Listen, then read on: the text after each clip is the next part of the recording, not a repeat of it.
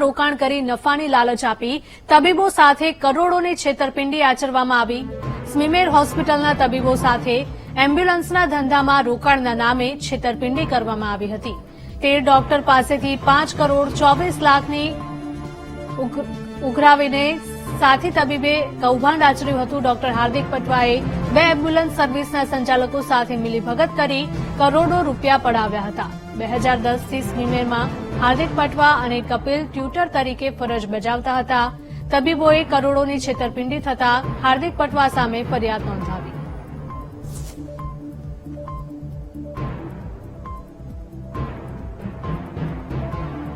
સુરતની આ ઘટના સુરતમાં રોકાણ કરી નફાની લાલચ આપીને તબીબો સાથે કરોડો રૂપિયાની છેતરપિંડી આચરવામાં આવી હતી।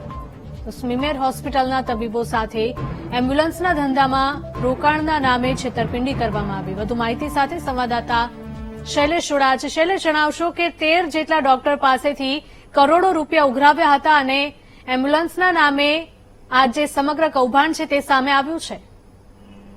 સુરતની સ્મીમેર હોસ્પિટલના એક તબીબે પોતાના સાથી 13 તબીબો સાથે આ 5.25 કરોડ રૂપિયાની છેતરપિંડી કરી છે। સાથી તબીબોને એવું કહેવામાં આવ્યું હતું કે એમ્બ્યુલન્સના ધંધામાં રોકાણ કરશો તો બહુ મોટું વળતર મળશે। એ નામે 5.25 કરોડ રૂપિયા છેલ્લા કેટલાક સમય દરમિયાન ડોક્ટર હાર્દિક પટવા અને તેના 2 સાગરીતોએ મળીને આ ઉઘરાવી લીધા હતા। અને જ્યારે એક ડોક્ટરને પૈસાની જરૂર પડી અને પૈસા પરત માંગ્યા ત્યારે સમગ્ર મામલો સામે આવ્યો હતો। હાર્દિક પટવાએ ક્રિપ્ટોકરન્સીના રૂપિયા રોક્યા હોવાનું પણ સામે આવ્યું છે। જોકે હાલ તો સમગ્ર મામલે સુરત ક્રાઇમ બ્રાન્ચની ઇકો સેલે આ 3 આરોપીની શોધખોળ કરી એમાંથી એકની ધરપકડ કરી અને સમગ્ર ઘટનાનો ભાંડો તોડી નાખ્યો છે। પરંતુ જે રીતની છેતરપિંડી થઈ છે એ મોડેસ ઓપરેન્ડી ખૂબ જ ખતરનાક કહી શકાય તેવી છે।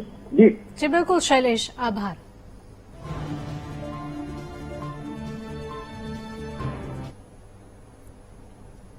વડોદરામાં